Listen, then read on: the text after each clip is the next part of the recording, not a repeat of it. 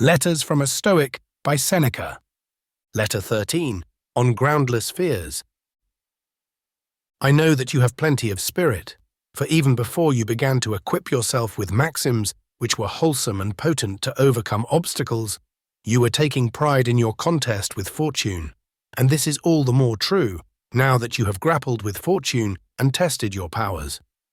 For our powers can never inspire in us implicit faith in ourselves, except when many difficulties have confronted us on this side and on that, and have occasionally even come to close quarters with us. It is only in this way that the true spirit can be tested, the spirit that will never consent to come under the jurisdiction of things external to ourselves. This is the touchstone of such a spirit. No prizefighter can go with high spirits into the strife if he has never been beaten black and blue.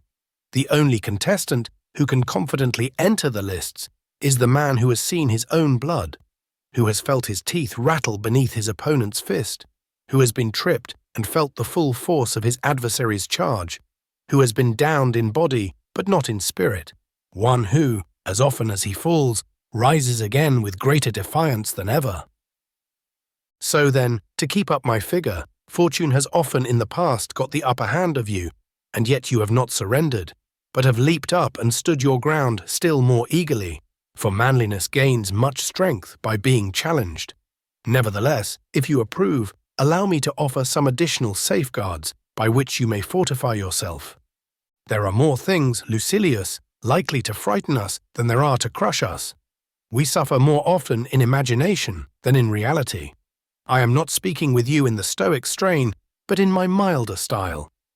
For it is our Stoic fashion to speak of all those things, which provoke cries and groans as unimportant and beneath notice. But you and I must drop such great-sounding words, although heaven knows they are true enough. What I advise you to do is not to be unhappy before the crisis comes, since it may be that the dangers before which you paled as if they were threatening you will never come upon you. They certainly have not yet come. Accordingly, some things torment us more than they ought. Some torment us before they ought, and some torment us when they ought not to torment us at all. We are in the habit of exaggerating, or imagining, or anticipating sorrow. The first of these three faults may be postponed for the present, because the subject is under discussion, and the case is still in court, so to speak. That which I should call trifling, you will maintain to be most serious. For of course I know that some men laugh while being flogged, and that others wince at a box on the ear. We shall consider later whether these evils derive their power from their own strength or from our own weakness. Do me the favor, when men surround you and try to talk you into believing that you are unhappy, to consider not what you hear, but what you yourself feel, and to take counsel with your feelings and question yourself independently, because you know your own affairs better than anyone else does.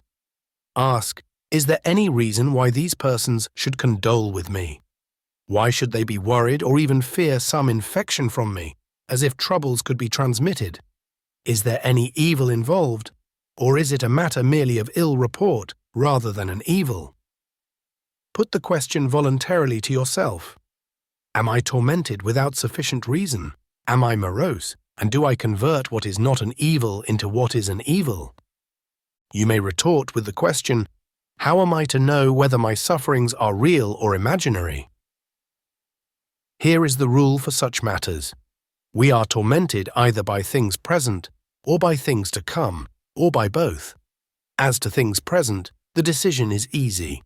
Suppose that your person enjoys freedom and health, and that you do not suffer from any external injury.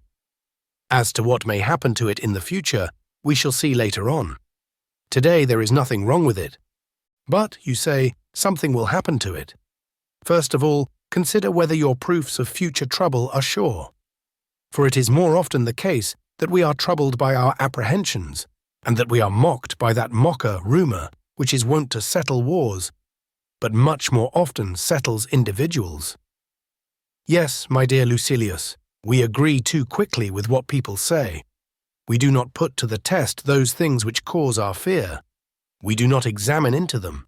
We blench and retreat just like soldiers who are forced to abandon their camp because of a dust cloud raised by stampeding cattle, or are thrown into a panic by the spreading of some unauthenticated rumor. And somehow or other, it is the idle report that disturbs us most. For truth has its own definite boundaries, but that which arises from uncertainty is delivered over to guesswork and the irresponsible license of a frightened mind. That is why no fear is so ruinous and so uncontrollable as panic fear. For other fears are groundless, but this fear is witless. Let us, then, look carefully into the matter. It is likely that some troubles will befall us, but it is not a present fact. How often has the unexpected happened? How often has the expected never come to pass? And even though it is ordained to be, what does it avail to run out to meet your suffering? You will suffer soon enough when it arrives. So look forward meanwhile to better things. What shall you gain by doing this? Time. There will be many happenings meanwhile which will serve to postpone, or end, or pass on to another person, the trials which are near or even in your very presence. A fire has opened the way to flight. Men have been let down softly by a catastrophe. Sometimes the sword has been checked even at the victim's throat. Men have survived their own executioners. Even bad fortune is fickle. Perhaps it will come, perhaps not. In the meantime, it is not. So look forward to better things. The mind at times fashions for itself false shapes of evil when there are no signs that point to any evil. It twists into the worst construction some word of doubtful meaning, or it fancies some personal grudge to be more serious than it really is, considering not how angry the enemy is, but to what lengths he may go if he is angry. But life is not worth living, and there is no limit to our sorrows if we indulge our fears to the greatest possible extent. In this matter, let prudence help you, and contemn with a resolute spirit, even when it is in plain sight. If you cannot do this, counter one weakness with another, and temper your fear with hope. There is nothing so certain among these objects of fear that it is not more certain still that things we dread sink into nothing, and that things we hope for mock us. Accordingly, weigh carefully your hopes as well as your fears, and whenever all the elements are in doubt, decide in your own favor. Believe what you prefer, and if fear wins a majority of the votes, incline in the other direction anyhow, and cease to harass your soul, reflecting continually that most mortals, even when no troubles are actually at hand or are certainly to be expected in the future, become excited and disquieted. No one calls a halt on himself when he begins to be urged ahead, nor does he regulate his alarm according to the truth. No one says, "The author of the story is a fool, and he who has believed it is a fool, as well as he who fabricated it." We let ourselves drift with every breeze. We are frightened at uncertainties, just as if they were certain. We observe no moderation. The slightest thing turns the scales and throws us forthwith into a panic. But I am ashamed either to admonish you sternly or to try to beguile you with such mild remedies. Let another say, "Perhaps the worst will not happen." You yourself must say, "Well, what if it does happen? Let us see who wins. Perhaps it happens for my best interests. It may be that such a death will shed credit upon my life."